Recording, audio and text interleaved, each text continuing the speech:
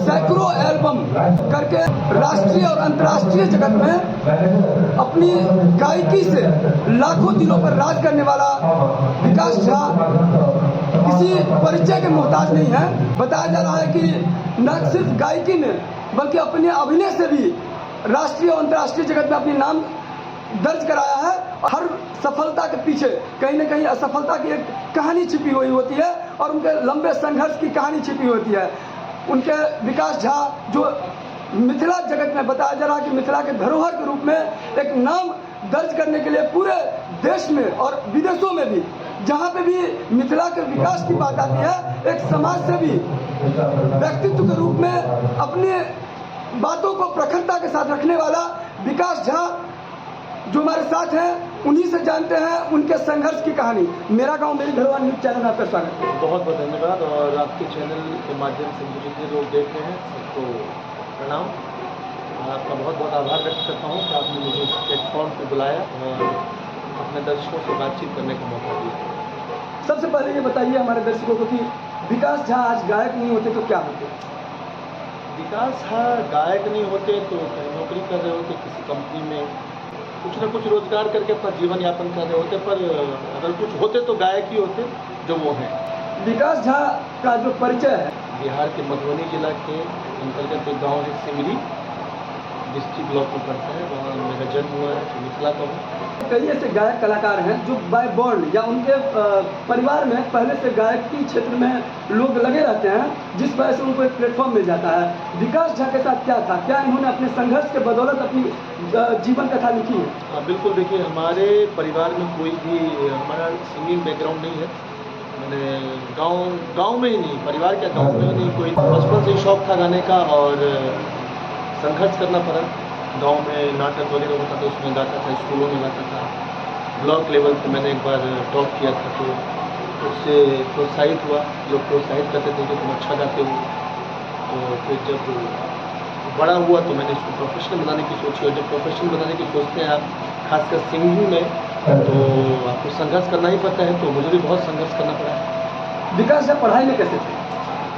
पढ़ाई में मैं ठीक ठाक था, मैंने बहुत ब्रिलियंट नहीं, क्योंकि मेरा ध्यान ज़्यादातर क्रिकेट और गायकी की तरफ ज़्यादा होता था। बहुत सारे गाने हैं, मेरी पहली एल्बम आई थी कन्या कर दे मोबाइल वाली, उससे मेरी पहचान बननी शुरू हुई। उसके बाद जगदम ही अबलम अमर को मैंने थोड़ा घट के गाया था, तूने सुना बेरिया, कोना को छोड़ने लगा, जिससे मुझे बहुत ही लोगों ने पसंद किया।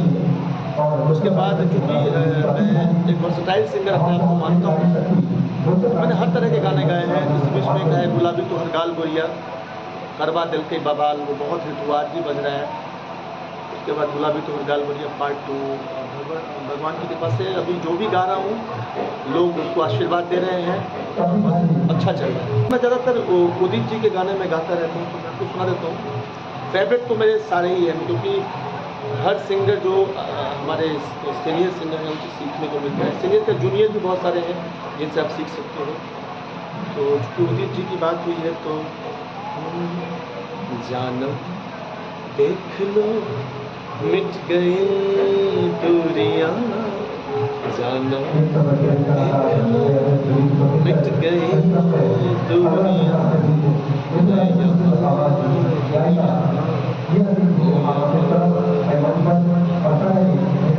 देखा गया कि एक बार परेड वगैरह हुआ था, उसमें भी आपने बहुत अच्छा किरदार बना। परेड, हाँ, ये गणतंत्र दिवस के अवसर पे जो राजपथ पर परेड होता है, उसके 5 बार मैंने गाना गाया है। रिसेंटली मैंने गाया था भारतीय रेल के लिए, प्रधानमंत्री ग्राम सड़क योजना के लिए, आयुष विभाग के लिए, खादी के लिए, मुद्रा के लिए। तो ये सब तो गणतंत्र दिवस के लिए है। पर मैंने, अगर आप जिंगल पूछेंगे, सोनालिका ट्रैक्टर्स का जिंगल सुनते होंगे, वो मेरी आवाज़ में है। इंडियन ऑयल का जिंगल आपने सुना होगा, तरक्की की ओर बढ़ता है हिंदुस्तान हमारा। तो ये सब मैं गाता रहता हूँ। जिंगल्स मैंने बहुत सारे गाए हैं। तो चूँकि मैथिली में बहुत ज़्यादा नाम है, लोग ज़्यादा पसंद करते हैं, तो ये चीज़ थोड़ा छुप जाता है। और कहा जाता है इनके बारे में कि ठोकर खाकर गुनगुनाना ही जिंदगी है, दर्द को पीकर मुस्कुराना ही जिंदगी है, जश्न में जिए तो क्या जिए, हर हाल में जश्न से जिए वही जिंदगी है। और ये भी कहा जाता है कि फलदार वृक्ष हमेशा झुका हुआ होता है। इनकी शालीनता और इनकी चीज़ों को आप समझ सकते हैं बारीकी से कि यहाँ पर कोजला का समय था और कजरा में यहाँ पर शो करने के लिए आए थे। और जैसे ही इनको हमने बताया कि आपसे 5 मिनट एक साक्षात्कार करना है, फौरन तैयार हो गए। और ये चीज़ कहीं ना कहीं शो करता है कि ये हमेशा प्रिपेयर रहते हैं। ऐसे गायक कलाकार को कहीं ना कहीं बताया जाता है कि मिथिला क्षेत्र में जो धरोहर के रूप में जाने जाते हैं, ऐसे ही लोग की जरूरत है जो मिथिला के विकास में बताया जा रहा है कि कहीं ना कहीं मिथिला का यदि विकास होगा तो बिहार का भी विकास होगा। और अपने मिथिलांचल में, मिथिला में जन्मे हैं और बोलते हैं कि जननी जन्मभूमि स्वर्ग जननी जन्मभूमि स्वर्ग से बढ़कर होता है। और अपने कहीं पे भी रहते हैं, अपनी सभ्यता और संस्कृति को लेकर के बताया जाता है कि राष्ट्रीय मंच हो या अंतर्राष्ट्रीय मंच, हर जगह मिथिला की प्रतिभा को उजागर करने का प्रयास करते हैं। और मैं जो बताया जा रहा है कि जो भी इस क्षेत्र में अपना करियर बनाना चाहते हैं, कुछ भी हो जाए, बोलते हैं कि दुख सुख जो कुछ आप पर है, धैर्यपूर्वक सब सहो, वो भी सफलता के लिए बस कर्तव्य पथ पर दृढ़ रहो। इस वीडियो को ज़्यादा शेयर कीजिए और अगर इस चैनल पर नए हैं तो चैनल को सब्सक्राइब कीजिए। अब देख लेते हैं मेरा गाँव मेरी धरोहर न्यूज़ आकाश मिश्रा के साथ।